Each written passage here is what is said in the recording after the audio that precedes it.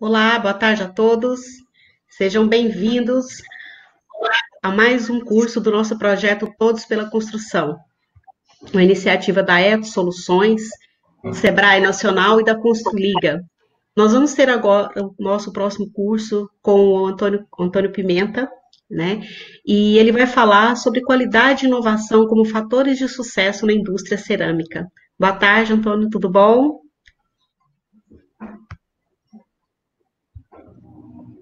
Boa Alô? tarde, Janaína, tudo bem? Muito obrigado pelo convite. Seja bem-vindo, obrigado por aceitar nosso convite, participar do nosso movimento Todos pela Construção. Saiba que para nós é uma grande satisfação ter parceiros como vocês nos ajudando no movimento tão importante para a nossa cadeia produtiva. Nós que agradecemos, sou muito feliz aqui estar representando a Anicer e parabéns, né, de antemão pela iniciativa de vocês para centenas de cursos online que estão sendo disponibilizados nesse momento. Maravilha. Então, fica com você aqui. Bom trabalho a todos. Muito obrigado, muito obrigado. Senhoras e senhores, sejam todos muito bem-vindos. Eu quero agradecer a participação de todos vocês e, novamente, agradecer a Janaína, o Felipe Honorato, todo o pessoal da Eto Soluções, Construliga, do Sebrae Nacional, que estão com esse movimento Todos pela Construção, um movimento muito, muito bom para o nosso setor, disponibilizando uma centena de cursos online. Eu estou aqui representando a Anicer, Associação Nacional dos Fabricantes de Cerâmicas, estou muito honrado pelo convite, espero poder transmitir alguma coisa de inovação e de qualidade da indústria cerâmica vermelha para a construção. Ao final da minha apresentação, nós teremos algum momento de debates e perguntas, e eu espero poder concluir a apresentação aqui em apenas 40 minutos. Muito bem. O resumo dessa apresentação, eu vou falar um pouquinho dos produtos cerâmicos, que talvez nem todos tenham uma noção de qual é a gama de produtos que nós estamos falando. Quando nós falamos de cerâmica, é um universo muito amplo e abrangente, mas vou especificar muito bem de quais produtos cerâmicos nós estamos falando. O tema inovação em si, que é algo assim muito interessante também, o que significa inovação, quais são os níveis de inovação possíveis e o que a indústria de cerâmica vermelha tem feito no sentido de inovações. Vamos entrar no assunto de alvenaria estrutural, alvenaria racionalizada, comparação com os sistemas construtivos tradicionais, alvenaria de vedação. Falar muito também, ou citar algumas influências da inovação perante a norma de desempenho, a NBR 15575, que ela é obrigatória para a construção das moradias. É um desafio muito grande para todos da construção, porém, é também uma grande oportunidade de se poder atender os requisitos da norma que estão pautados aí. Finalizando, falar um pouco de pesquisa e desenvolvimento. Quando nós falamos de inovação, em geral, temos aquela inovação mais simples, mas também temos a inovação radical. E essa inovação radical, ela exige realmente um trabalho mais preciso de pesquisa, de desenvolvimento, requer investimentos, tem seus riscos também, e tem algumas coisas muito interessantes sendo feitas dentro do nosso setor. E finalizo a apresentação falando de sustentabilidade, porque qualquer tipo de inovação que se procure fazer, ela tem que ser para melhor, incluindo os aspectos da sustentabilidade. Vamos começar, então, falando um pouco a respeito dos produtos de cerâmica vermelha. Para quem não conhece, a Associação Nacional da Indústria Cerâmica, a Anicer, é uma entidade que representa os fabricantes de cerâmica vermelha em todo o Brasil. Os produtos de cerâmica vermelha que nós somos referidos são esses que vocês estão vendo na tela, um resumo deles. Então, vamos ao primeiro produto, esse que está bem no centro, no alto da tela, que é um tijolo maciço. Um tijolo maciço que entra dentro da categoria de tijolos maciços ou tijolos perfurados. Então, geralmente tem esse formato de paralelepípedo, alguns com reentrâncias, alguns com algumas perfurações, tanto perfurações na horizontal quanto na vertical. É uma categoria muito tradicional na construção civil e muito utilizada em todo o Brasil. Do lado direito, nós podemos ver uma telha cerâmica composta. Também, as telhas cerâmicas produzidas no Brasil têm diversos tamanhos, formatos diferentes, e elas são cobertas, tanto o tijolo, como eu falei, a telha e os blocos cerâmicos à esquerda, todos eles estão dentro de requisitos de normas, são todos produtos normatizados, produtos que atendem modularidade na construção, por exemplo. Na foto da esquerda, embaixo, nós vemos 3 produtos. O primeiro da esquerda é o elemento de enchimento de laje. É aquele produto que vai encher a laje, fazendo com que a laje fique mais leve. Sobre esse produto é aplicado o concreto, então a laje fica mais leve, mais barata também. E tem as propriedades do material cerâmico, que adere muito bem à argamassa, ao revestimento na parte inferior, e as propriedades características do material cerâmico, que é de isolamento térmico e acústico. O produto desses 3 à esquerda, o produto do meio, são os blocos estruturais e blocos para alvenaria racionalizada. Esses produtos são sempre aplicados na alvenaria com furo na vertical. Então, nós vamos falar um pouquinho deles também. E, para finalizar, o produto da foto à esquerda, o terceiro produto aqui à direita, são os blocos de vedação, os blocos mais comuns, os blocos mais produzidos em todo o Brasil, também de diversos tamanhos e formatos. Voltando à questão, eles são normatizados, têm seus tamanhos padrão, porém, diversos tamanhos, produtos de 14, produtos de 19, de 24, de 29, 39 centímetros de comprimento, por exemplo. Um aspecto muito interessante, muito importante aqui da cerâmica vermelha é que esses são apenas alguns produtos da cerâmica vermelha. Nós ainda temos os pisos, revestimentos, tubos cerâmicos, vários outros produtos de plaquetas de revestimento, cobogós e assim por diante. E por que nós chamamos eles de cerâmica vermelha? Porque tem essa denominação. Essa denominação é pelo aspecto desses materiais. Vocês podem ver que todos eles têm uma certa cor avermelhada, um pouco mais intenso, outro um pouco mais claro. É importante dizer que a cor não é determinante da característica e da qualidade desses produtos. A cor ela é resultante de praticamente dois fatores determinantes dentro do processo de fabricação. Primeiro, é a constituição química das argilas que estão sendo feitos os materiais. Argilas que têm alguns minerais com óxido de ferro, tendem a queimar mais vermelho, como vocês estão vendo o tijolo maciço bem ao centro da imagem. Argilas que têm um teor menor de componentes de ferro, de óxido de ferro, tendem a queimar mais claros, mais rosados, muitas vezes quase que com ausência de óxido de ferro, esses produtos tendem a cor amarelo e branco. Outro fator importante, o segundo fator importante, é que no processo de fabricação, durante a queima desses produtos, também pode-se definir uma cor ou outra. Bom, voltando, a cor não é um sinônimo de qualidade. Evidentemente que nós vamos falar de uma telha, ou de um tijolo maciço para alvenaria aparente, ou de um bloco cerâmico para alvenaria aparente, a cor vai ser muito importante. Pelo visual que isso vai dar na alvenaria, pelo visual que vai dar na cobertura. Porém, para os produtos que ficam embutidos na alvenaria, que vão ser rebocados, revestidos, etc., a cor não tem importância nenhuma. Esses produtos, como eu falei, eles estão todos normatizados, o que se deve tomar cuidado na aquisição desses produtos é verificar se eles realmente estão de acordo com a norma. E quais são os principais requisitos que esses produtos têm que atender? Primeiro, o dimensional. Tem suas tolerâncias, largura, altura, comprimento, distância de pino e assim por diante. A resistência mecânica à compressão, resistência mecânica à flexão e também a absorção d'água, é muito importante isso. Tudo isso está normatizado e temos produtos certificados e qualificados no mercado em todo o Brasil. Então, a questão da coloração do material não é um fator determinante para a qualidade do produto cerâmico. Seguindo adiante, vamos agora falar um pouco da inovação. Então, pessoal, quando se fala em inovação, muitas pessoas imaginam já algo assim muito radical. Então vamos fazer inovação, nós vamos inventar alguma coisa.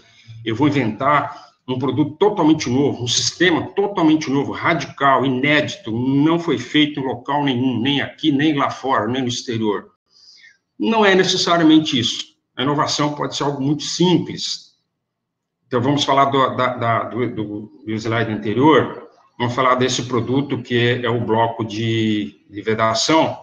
Nesse caso, pode ser um bloco do tamanho 9 de largura, 19 de altura e 19 de comprimento. Muito bem, esse produto é muito comercializado no Brasil todo.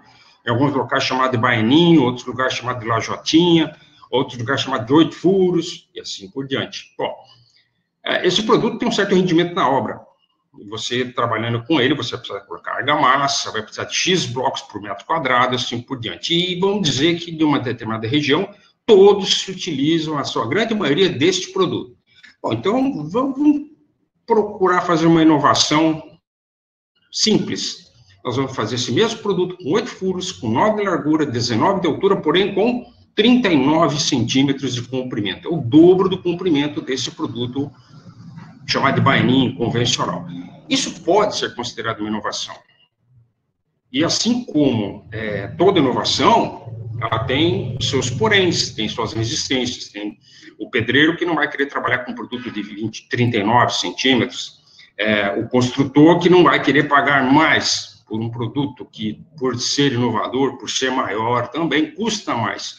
Porém, tem que se avaliar o seguinte, um produto que tem o dobro desse tamanho, ele rende muito na obra. Eu vou falar disso um pouco adiante. Outra questão, então, da inovação, o que nós pensamos com relação à inovação a inovação ela vem, muitas vezes, para mudar alguma coisa.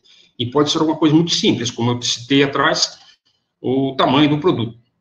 Ou mudar a coloração. Vamos dizer que você queira fazer uma telha de cor alaranjada, branca, uma telha branca. Então, isso pode ser considerado também uma inovação. Em uma região, um local onde isso não se tem. Um desenho diferente de telhas, também pode ser uma inovação.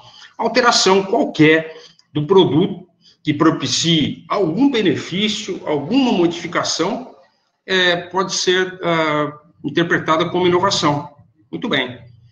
E, na maioria dos casos, a inovação, ela deve buscar o quê? Deve buscar aumento da produtividade.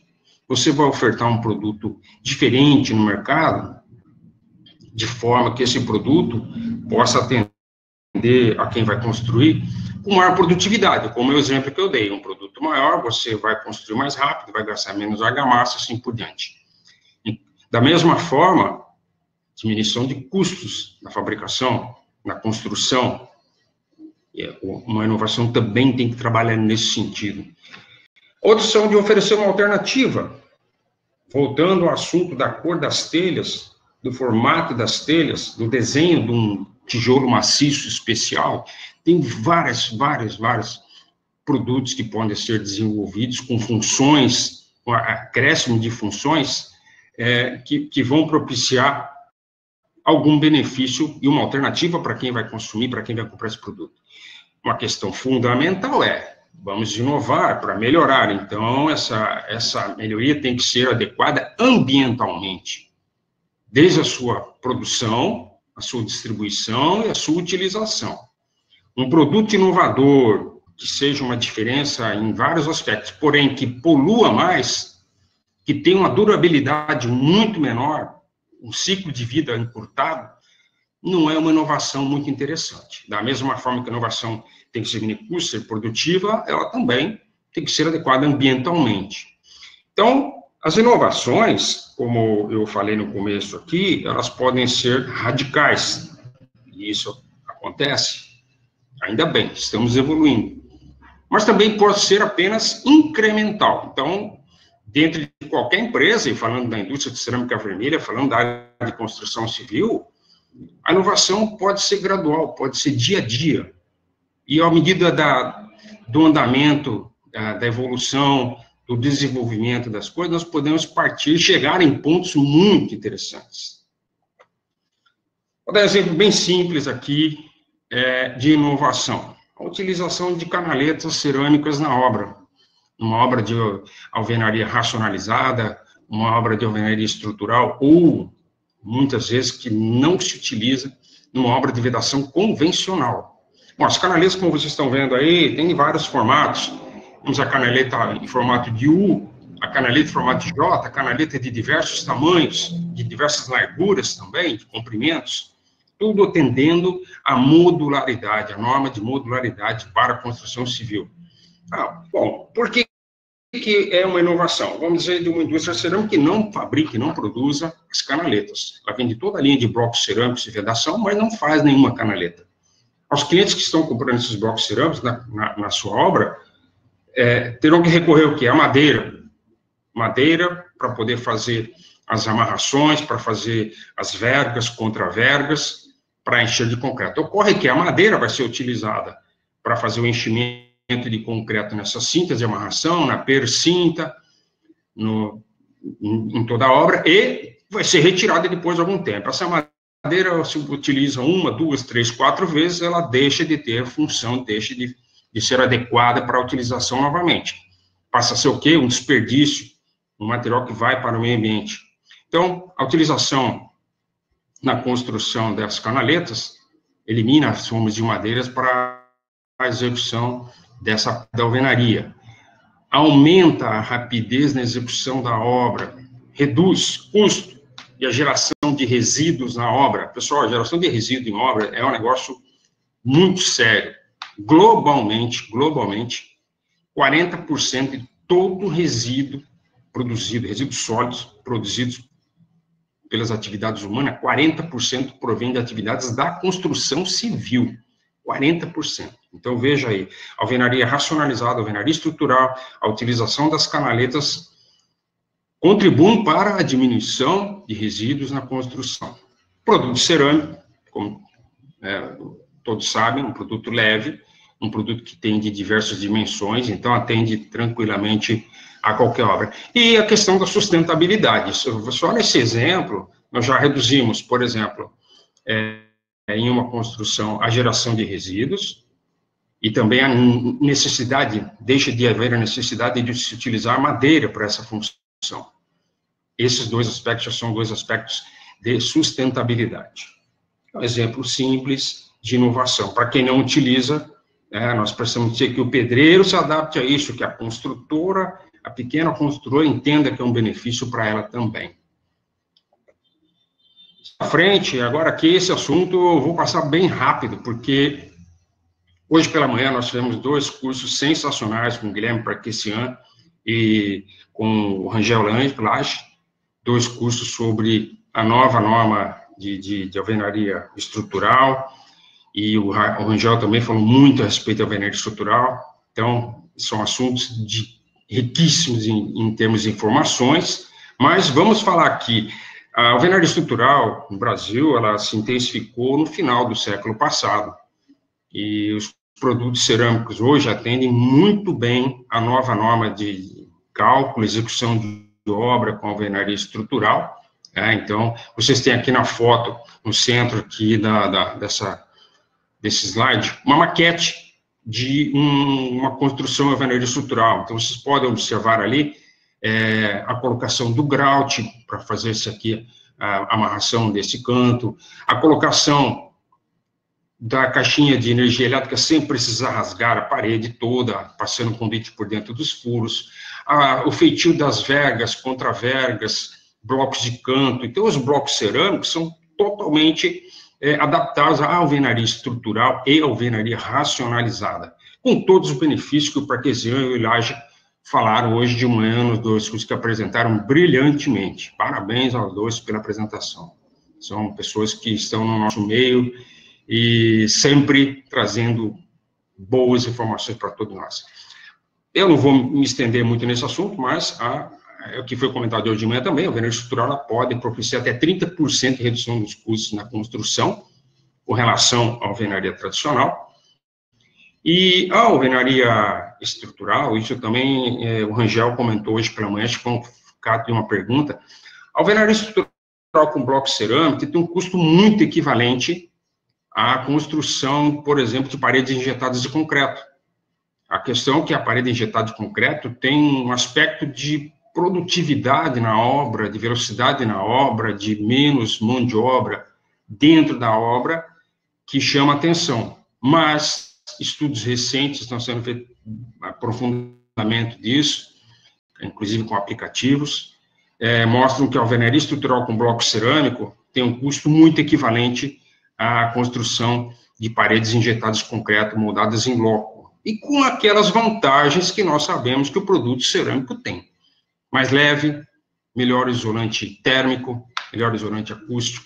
Então, esses são aspectos que são muito interessantes. E outra coisa é a agilidade, né, também, que o produto cerâmico propicia, desde uma grande obra até pequenas obras, pequenas construtoras que têm acesso a essa tecnologia da alvenaria estrutural com blocos cerâmicos e dificilmente vão ter acesso, por questões de volume de produção, de construção, a uma alvenaria injetada em bloco, por exemplo.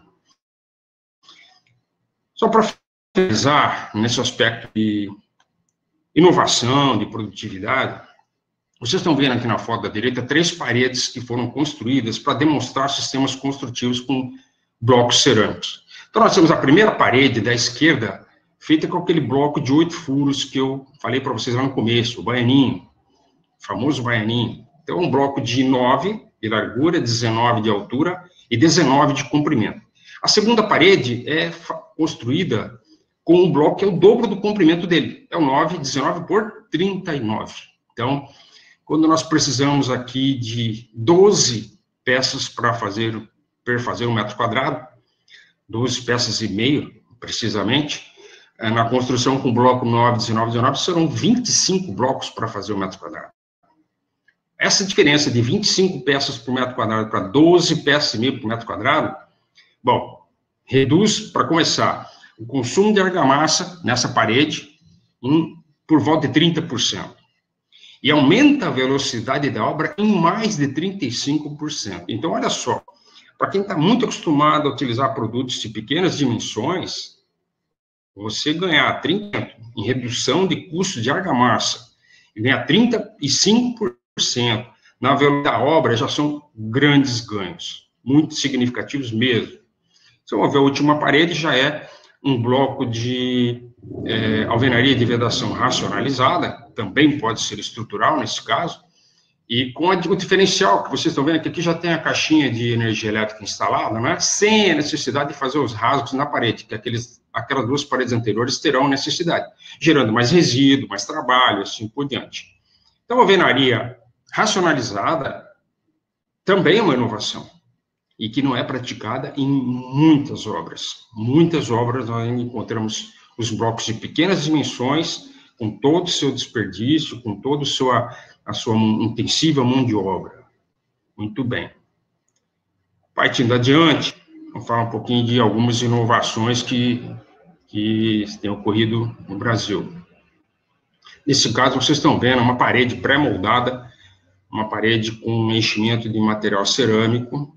Essa especificamente é uma obra do Ceará, mas nós temos isso no Acre, nós temos isso em São Paulo, no Rio de Janeiro, em praticamente todos os estados do Brasil, algumas construtoras optando por esse sistema de construção. Como é que funciona? Na primeira foto acima, vocês podem ver uma forma colocada ao chão, com uma armação de ferragem, já com os conduítes instalados e com o concreto sendo colocado sobre essa forma. Em cima desse concreto são colocados produtos cerâmicos. Aqui é um produto cerâmico de dimensões 39 por 39 centímetros, de largura e comprimento. Esses produtos cerâmicos são colocados ali e sobre eles será colocado mais uma camada de concreto, fechando a parede. Essa parede fica aí um dia, praticamente, ou 2, no chão, depois ela é içada. Vocês estão vendo já, depois do içamento, depois da cura da parede, na foto da direita, aqui embaixo, um caminhão que vai levar a parede pré-montada para a obra. Bom, chegando na obra, essa parede vai ser colocada já diretamente na construção, sendo feita a amarração com outras paredes. Vocês podem ver que ele já vai aqui com as aberturas para caixarias, etc., todas as tomadas, etc., agilizando muito o processo na obra. E a vantagem desse processo aqui, entre outros, é que ele tem um embutimento interno do quê? De produto cerâmico. Isso deixa a parede mais leve, isso deixa a parede com melhor isolamento térmico, por exemplo. Então, esse é um processo já consagrado e tem várias construtoras que estão se utilizando desse processo na construção de moradias. E outras obras também, muros e construção de edifícios comerciais também. É uma forma de facilitar a construção no local, na obra em si. Seguindo adiante, um assunto que é muito polêmico e também é uma inovação, é a utilização da argamassa não cimentícia, a famosa cola. Então, ao invés de você ter lá a betoneira, um ponto de energia elétrica, água, isso, aquilo, fazer a mistura, fazer a argamassa para assentamento dos blocos, esqueça de tudo isso. Você precisa dos blocos, você precisa do argamassa não cimentícia. Geralmente uma bisnaga, vocês estão vendo a foto à direita em cima, os blocos assentados com 2 filetes bem fininhos de massa, de argamassa, a argamassa não cimentícia, a famosa cola. Em alguns cálculos, demonstram que você precisa de apenas 1 quilo dessa argamassa não cimentícia para substituir 20 quilogramas de argamassa convencional. Isso faz com que a obra fique muito rápida e muito limpa também. Agora, vamos a algumas questões. Vocês estão vendo na foto da direita, acima, que a argamassa ela é colocada em pequena quantidade, então ela não vai dar, geralmente, aquele 1 centímetro que é obrigatório na alvenaria estrutural, por exemplo, e na alvenaria de vedação ainda não temos esse rigor normativo, mas ela vai dar uma espessura bastante pequena. Isso requer com que os blocos cerâmicos utilizados tenham boa precisão dimensional. Outra questão muito importante, que vocês podem observar aqui, que também não é colocada argamassa na junta vertical, a famosa junta seca. Bom, isso tem seus poréns, no isolamento acústico, na impermeabilidade e assim por diante, tá certo? Se nós formos ver a obra aqui embaixo, nessa foto da esquerda, vocês estão vendo que é uma alvenaria de vedação. Isso ainda aqui no Brasil não é permitido a utilização desse tipo de sistema de cola, junta seca e assim por diante para alvenaria estrutural. Somente a alvenaria de vedação, que não tem uma normatização, na verdade, essa alvenaria em si, ainda não. Tem uma norma que está sendo discutida, que ainda vai ser trabalhada, muito mais. Então, você pode observar que essa construção, você praticamente não vê nada de argamassa, as juntas são mínimas possíveis, você vê uma abertura, um rasgo lá no fundo para se instalar o conduíte, ou seja, uma alvenaria de vedação convencional.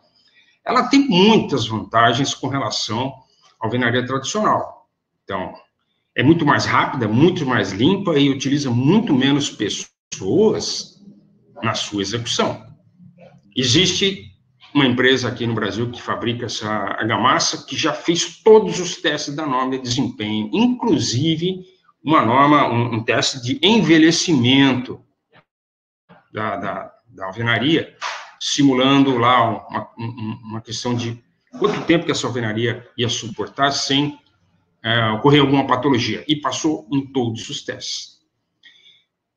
É importante lembrar, pessoal, que isso aqui também é uma grande inovação, como eu falei, requer produtos cerâmicos com uma certa precisão dimensional, e é uma adaptação brasileira. Está sendo utilizado nos países aqui da América do Sul, bastante. E na Europa, isso já é consolidado, na Europa isso já tem anos que é utilizado, só que com algumas diferenças. Na Europa é utilizado, inclusive, para alvenaria estrutural. Ocorre que lá, com um mercado onde você consegue investir, tem um produto com maior valor agregado, etc., maior produtividade, são feitos a partir de blocos cerâmicos, muitas vezes aquele bloco cerâmico alveolar, um bloco de 30, 40 centímetros de largura, com várias paredes internas, que vão dar um isolamento acústico e térmico fantástico para os rigores do inverno europeu, por exemplo. E essas paredes são paredes de 3,5 metros de altura, 9 metros de comprimento, feitas totalmente com esses blocos, com os furos assentados na vertical. Bom, para que isso seja muito bem feito, os blocos, depois de queimados em forno, etc., eles passam por uma sala de retífica. Esses blocos são totalmente retificados com rebolo de diamante, etc., de forma que a superfície de contato, onde será colocada aqui, são superfícies extremamente planas e paralelas de grande precisão.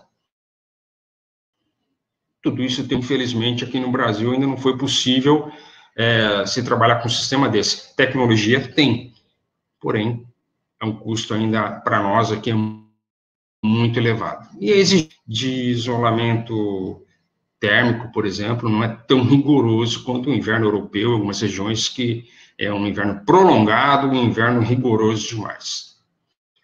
Então, isso aí, mais uma inovação que pode ser muito bem trabalhada, muito bem estudada.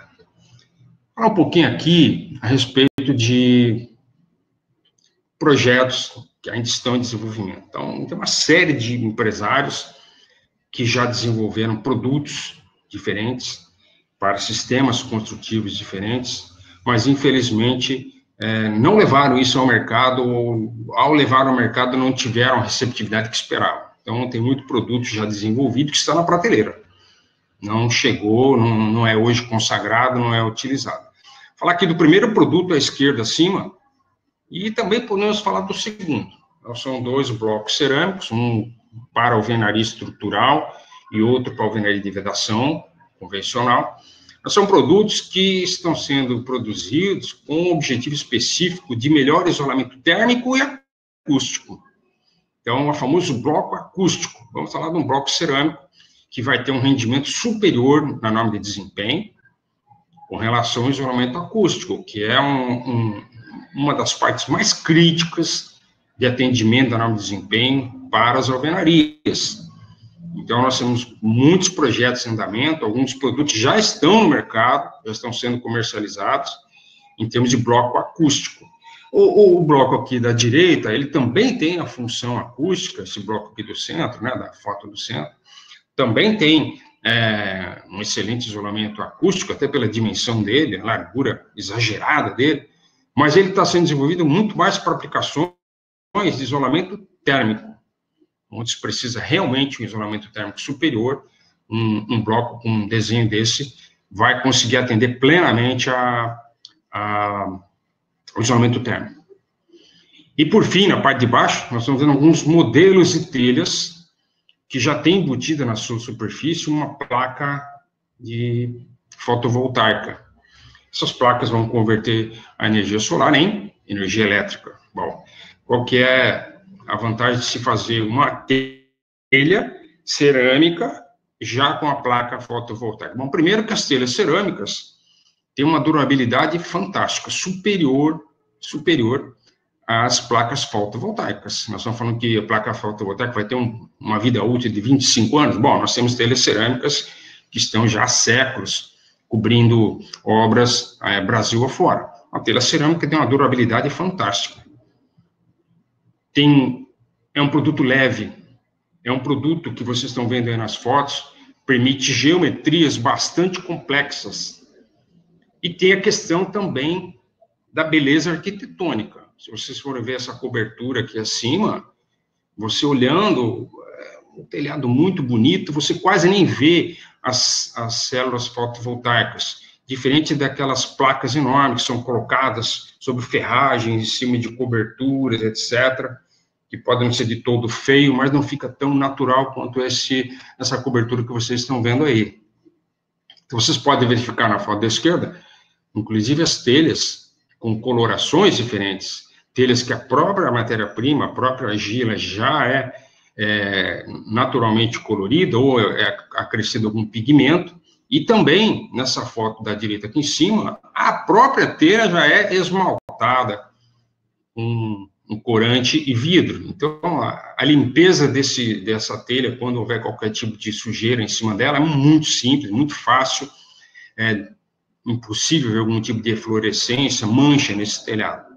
Então, esses são produtos que estão, na sua grande maioria, em desenvolvimento. Já tem algumas construções aqui no Brasil com essas telhas, por exemplo, vamos dizer, um edifício tombado pelo patrimônio histórico nacional, muitas vezes tem-se dificuldade de se colocar um sistema de aquecimento solar ou placas fotovoltaicas sobre o telhado.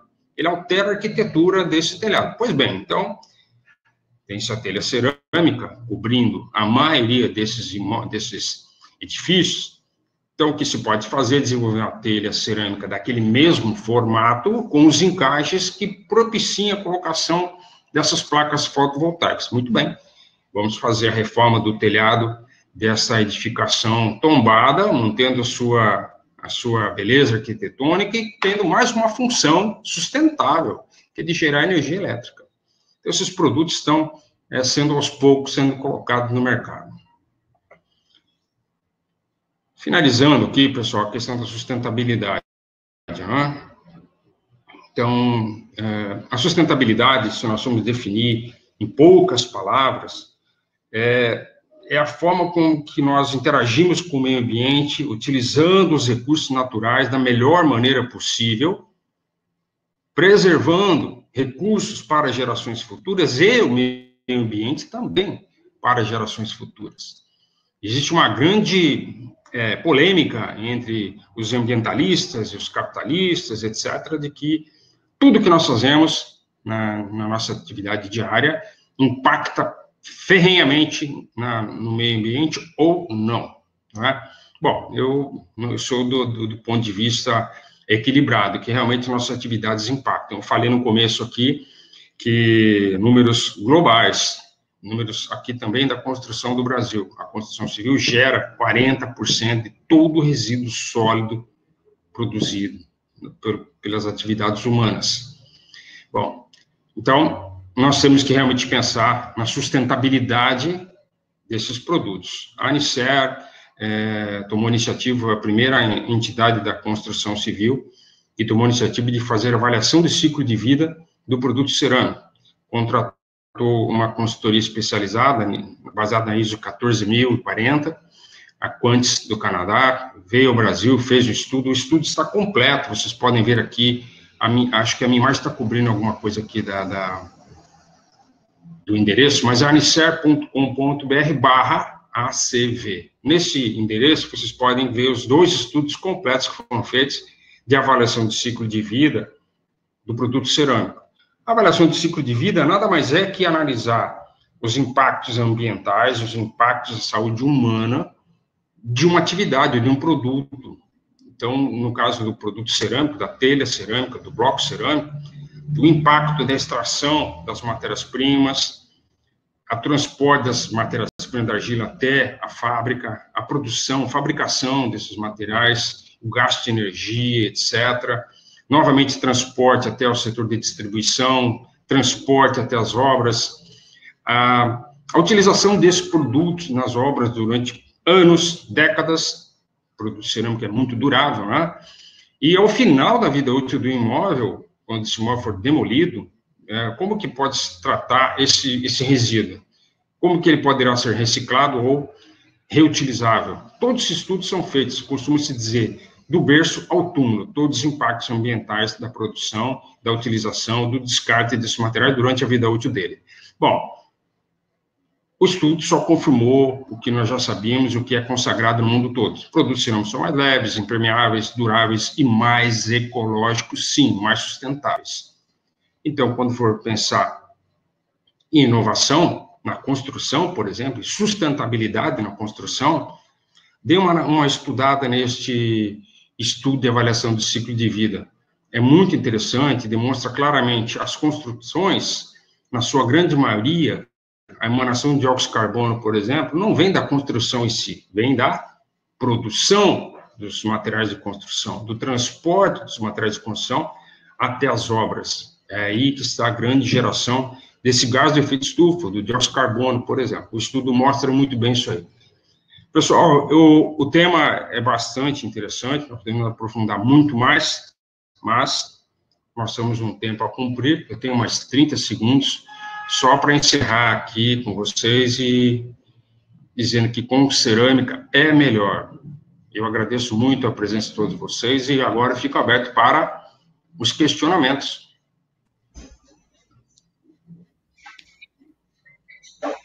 Olá, Antônio Carlos, tudo bom? Tudo bom? Tá me ouvindo? Estou ouvindo bem. Boa tarde. Boa tarde, Boa tarde, Felipe, tudo bem? Tudo bem, meu amigo? Parabéns, antes de mais nada. Tudo bem, é um prazer estar com você novamente. Viu? É sempre um prazer estar com um Muito amigo, obrigado. Antes de mais nada, e principalmente poder receber um contingente tão grande de conteúdo em tão pouco tempo. A Anicer está de parabéns, primeiro por apoiar o movimento, porque é um movimento não da Ethos, não é da Liga, não é do Sebrae Nacional, é um movimento de todos nós do setor de construção civil, que a gente precisa realmente aproveitar, né, tentar transformar um problema em uma unidade, né? Transformando essa situação, esse nosso home office, numa troca grande de conhecimento.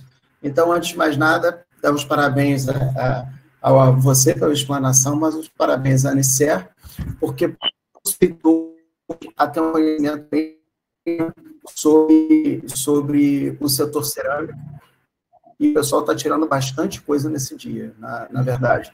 A gente tivemos 2 palestras maravilhosas do Guilherme anterior, inteira, foi ótimo, e eu acho bastante ilustrativo nesse sentido.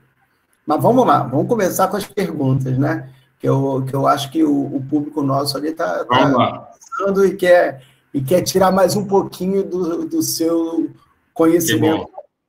Vamos lá. Bom, na sua visão... É um prazer. Produtos inovadores podem ou devem ser patenteados? Quer dizer, como é que você entende a questão não só da patente, tá? E como o empresário deve começar a se portar em relação a isso? Pode falar um pouquinho para a gente sobre isso? Sim, é uma pergunta muito interessante.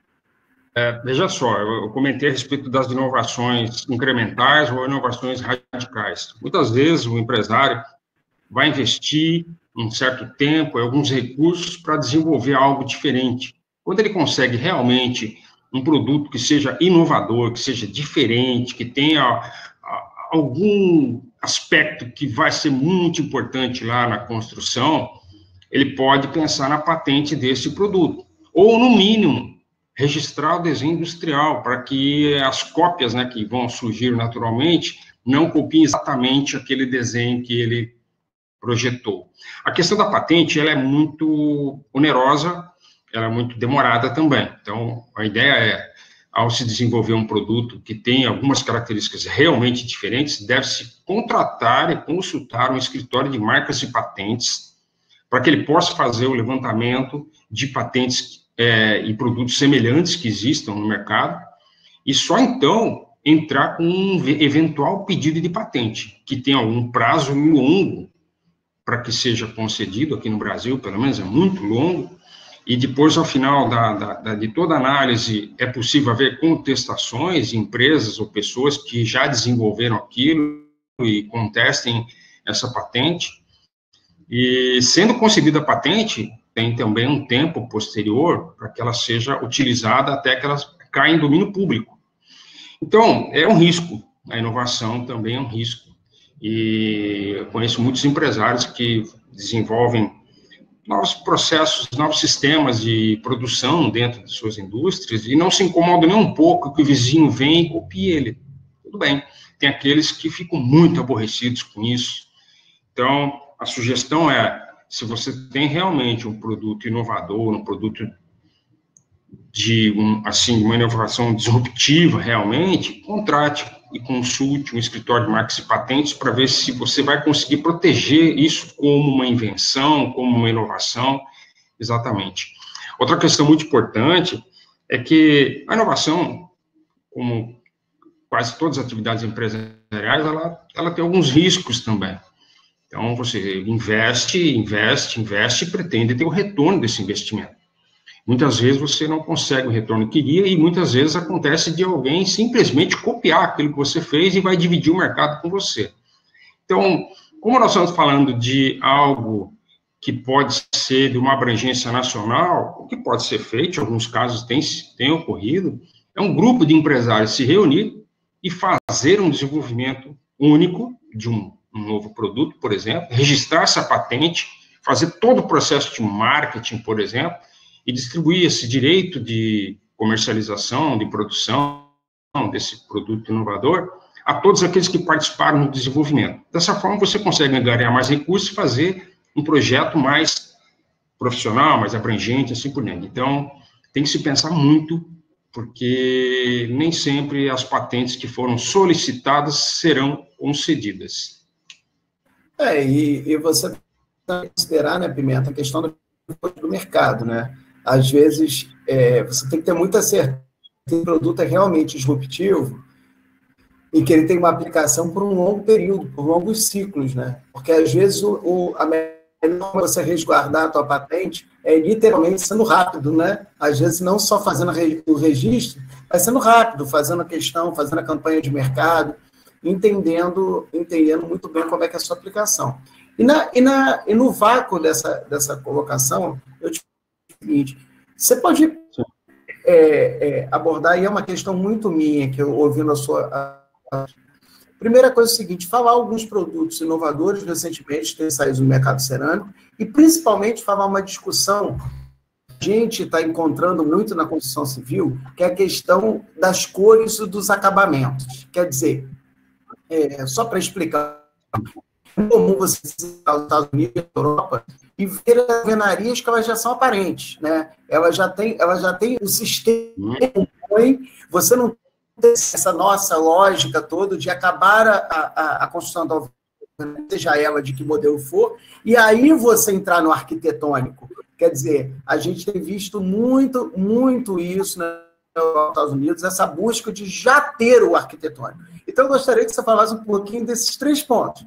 Primeiro, produtos cerâmicos inovadores. Segundo, a questão das cores dos acabamentos. E terceiro, essa questão das alvenarias e dessas construções aparentes, que são tendências em vários lugares. A arquitetura e da engenharia funcionando como uma coisa só. Veja só, olha a gama de oportunidades que nós estamos falando, né? Isso abre diversas possibilidades. Então, como eu falei aqui na apresentação, o produto cerâmico, ele pode ser fabricado de diversos formatos, tamanhos diferentes, colorações, texturas, assim por diante. Tem sido bastante explorado isso aí. Tem muitas empresas fabricando, por exemplo, plaquetas de revestimento, que é uma moda, pegou agora uma febre tremenda, imitando produtos rústicos, produtos com alguns defeitos que, na verdade, se transformam em efeitos estéticos, tá? Então, muita gente trabalhando nisso aí. E é um mercado de produtos de alto valor agregado. Tem que se ter também todo cuidado na fabricação desses produtos, porque boa parte deles, por exemplo, vai ficar sujeito às intempéries. Então, um produto que é de aplicação aparente, ele tem que ter uma certa qualidade, por exemplo, para não ter eflorescências, manchas e assim por diante. E nós temos aí a possibilidade, e tem alguns casos já aqui no Brasil, de desenvolvimento de produtos para alvenaria, aparente mesmo, de aplicações assim, realmente muito interessantes, que deixam de ter a necessidade de aplicação de qualquer revestimento. Tem que se tomar todos os cuidados também, novamente, com relação à resistência desse material, uniformidade dimensional desses materiais. Tem também um mercado muito grande ainda a ser explorado também, que são dos produtos de encaixe. Já existe uma série de produtos, blocos cerâmicos, por exemplo, de encaixe. E também tem as suas aplicações específicas.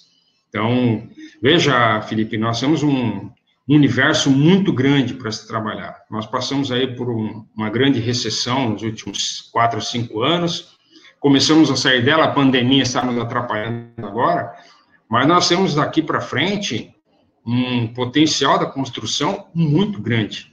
Então, aqueles que conseguirem sair à frente, sair com algo diferente, sair com algo inovador, dar uma alternativa de uma construção aparente, por exemplo, de boa qualidade, terão bons mercados pela frente também. Evidentemente que isso tem que ser feito com muito cuidado, com qualidade, E aquilo, a inovação que fica na prateleira não resolve o problema do empresário. Essa inovação tem que ir para o mercado, é preciso ouvir o mercado, é preciso fazer divulgação desses produtos, levar efetivamente esses produtos para quem vai projetar, para quem vai construir. Os potenciais são enormes, e o produto cerâmico tem muito a contribuir nesse sentido. Eu concordo com você. Não sei se respondeu alguma questão. Não, eu concordo com você. Inclusive, eu vejo que a construção como um todo, ela está a repensar, e aproveitar para se repensar mais ainda do que a gente já vinha desde a crise de 2012, 2013, né? Culminou o ápice em 2014. Eu tenho uma pergunta aqui, que é o seguinte: o preço dessa cola usada para substituir a argamassa? Onde eu encontro ela? Tem uma pergunta específica sobre isso. E uma outra que eu acho que também seria bacana, que você respondeu o seguinte: quantas empresas de cerâmica vermelha usam o ACV aqui no Brasil? Que dá para falar, essa da cola é rapidinho, né?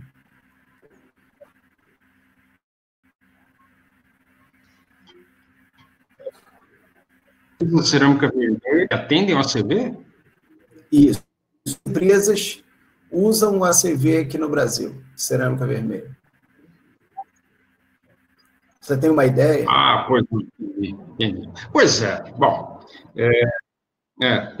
mas a primeira pergunta era... Tinha uma outra pergunta antes, né? Era essa. A respeito da cola, é isso? A argamassa. Acho que ela vai saber a questão de preço. Essa argamassa... Isso. Essa argamassa não cimentícia, pessoal, é muito fácil. Entra na internet e digita lá, quero fazer argamassa cimentícia. Aí vão te dar uma fórmula para você usar produtos que você vai encontrar no mercado e fazer a cola. Não façam isso, tá certo? Então, nós temos diversos fabricantes de argamassa polimérica, argamassa não cimentícia, alguns com muita seriedade, como eu citei aqui, empresas que utilizaram essas argamassas para fazer ensaios na norma de desempenho, comprovando que essa argamassa não cimentícia passou em todos os ensaios da norma de desempenho. É diferente de você mesmo fazer argamassa lá na obra, ou comprar de uma empresa de fundo de quintal que não tem a tecnologia toda para esse tipo de argamassa. Então, volto a dizer, existem vários fabricantes de argamassa não cimentícia no Brasil. Mas tem que tomar muito cuidado com as possíveis patologias da má aplicação desse produto, de produto que não tem a qualidade necessária. Procure os fabricantes mais sérios, aqueles que já têm todos os ensaios feitos e resolvidos. Alguns estudos que eu vi mostram que o custo na construção cai muito com a argamassa, porque você tem um rendimento na obra fantástico, trabalha com menos pessoas, assim por diante, né?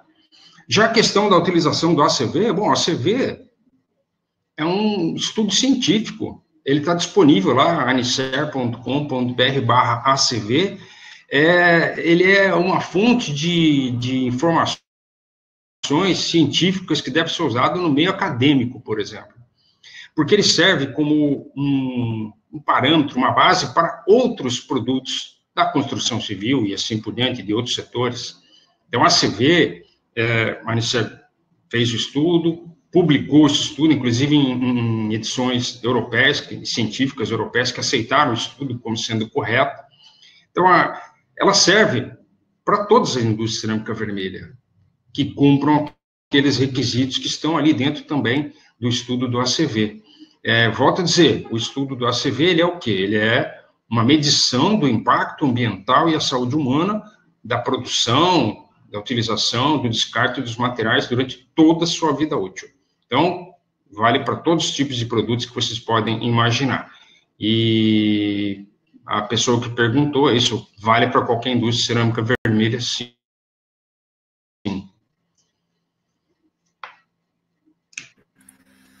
Bom, gente. Mais algumas perguntas lá, Felipe? As perguntas aqui não param de sair, né, Pimenta? O assunto é bastante enriquecedor e demanda, e as pessoas acabam que demandam diversas outras questões. Inclusive, fica o convite para outras oportunidades. Se você quiser, esteja conosco, já vai estar mais uma vez, mas esse convite está sempre estendido. Isso. Eu estou com algumas perguntas, eu culpo aos participantes, porque não dá para responder todas elas, inclusive o Rodolfo, enfim, que a gente conhece pessoalmente, mas não tem como responder todas elas, te dá um tempo para você fazer o seu encerramento, tá? E poder dar suas palavras finais aí ao público para a gente cumprir o nosso horário, enfim, ficar super tranquilo. Tá bom? Muito bem, muito bom. Eu só tenho a agradecer realmente mais uma vez a vocês, né, por toda a iniciativa desse movimento Todos pela Construção, a Etos, ao apoio aí do SEBRAE, da Construliga, e a Anicer também, a qual estou representando aqui. A você, que é sempre um prazer revê-lo, em toda a atividade que eu vejo que você também não para, Brasil afora, parabéns pelo seu trabalho, a Janaína também. E agradecer a todos aqueles que ficaram durante esse período aqui ouvindo um pouco do que nós temos para apresentar. Espero poder retornar breve e mais uma vez, parabéns, muito obrigado pelo convite.